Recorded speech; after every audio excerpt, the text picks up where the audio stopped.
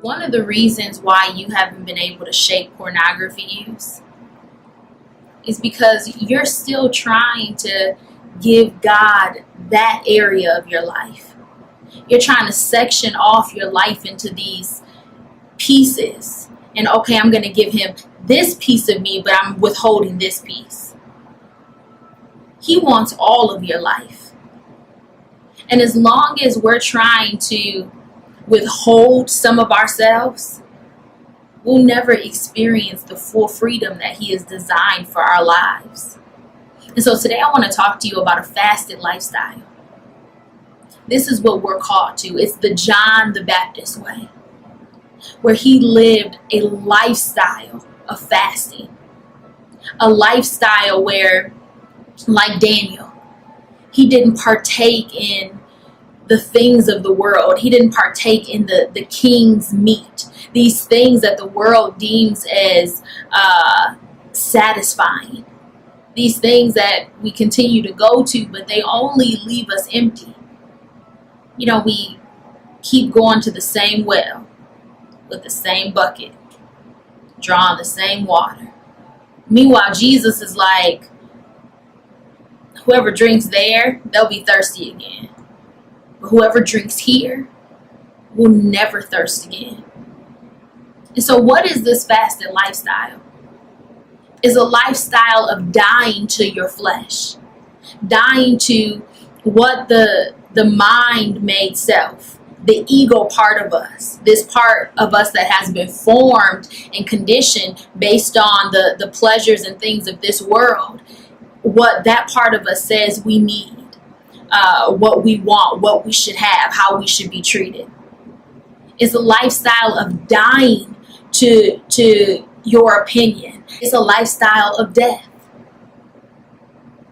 You know, it's interesting because Paul, after all of his experiences of, being from the best tribe, the tribe of Benjamin, being a top Hebrew, the Hebrew of Hebrews, being an amazing Pharisee, being faultless in the law.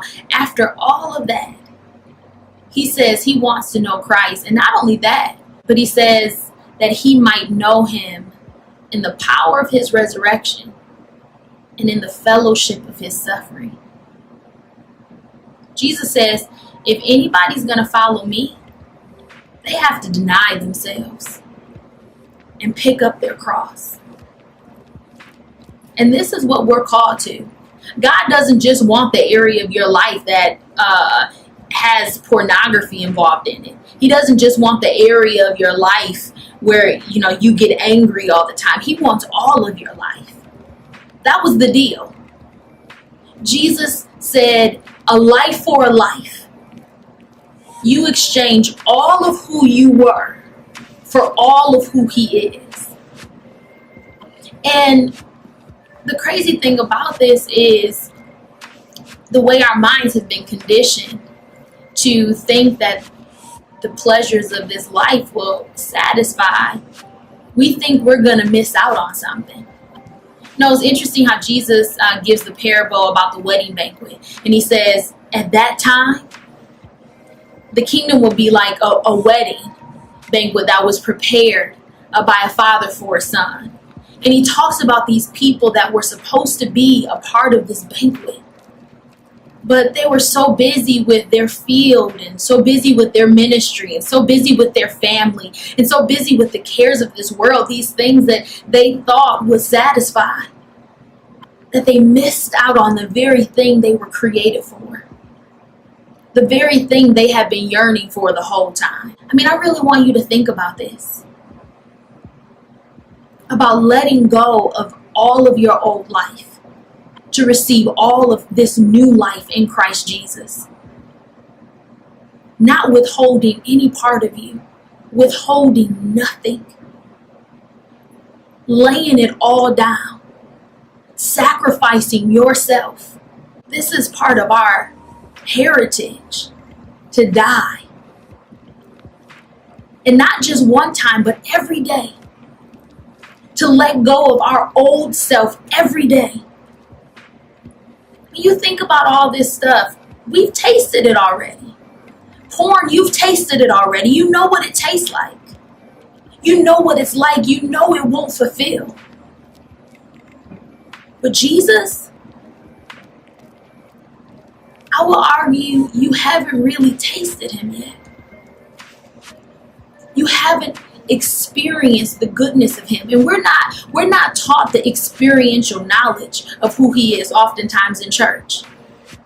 We have this Bible that is a living word to bring us into an experience, but we spend all this time mostly just talking about it, comparing it.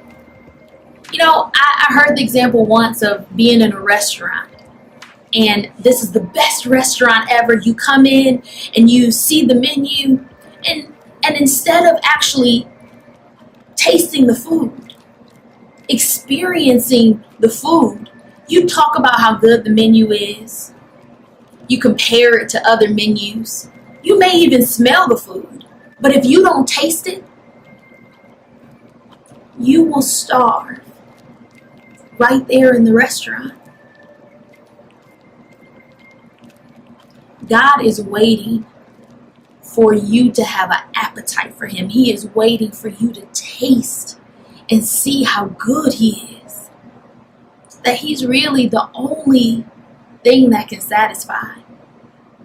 You know, he created us. It's interesting, even in the natural, we don't just eat one time a year. We don't just drink one time a month. In the natural, we were designed to eat all the time, to drink multiple times throughout the day.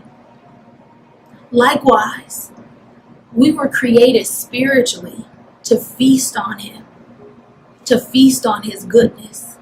And so I want you to take a moment and ponder on this idea of a fasted lifestyle. You know, there's a prophetic word that talks about the John the Baptist movement, where how John the Baptist prepared the way for the first coming of Christ. And likewise, there's a company of people who have died to their own desires in order to take on the desires of Christ. People who have lived this fasted lifestyle that are actually going to prepare the way for the second coming of Jesus Christ. And so I want you to ponder this, and I want you to take a moment and write down your reason why. Why must you die to the old you?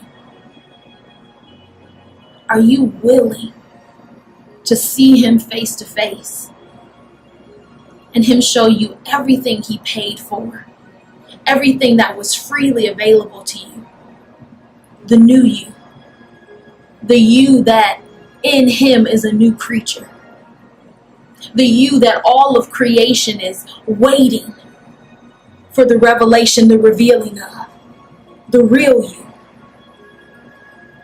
not the mind-made you, not the you you've been accustomed to.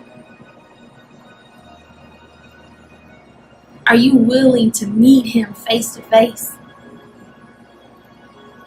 and have missed all of that every day this week? I want you to write down why you must die to the old man. Why it's imperative that you let go of the old you. Not just some of you, but surrendering all of you. God bless you. Please don't forget to subscribe and like and share this video with anyone you know that is looking to overcome the pattern of porn addiction. I'll see you next time.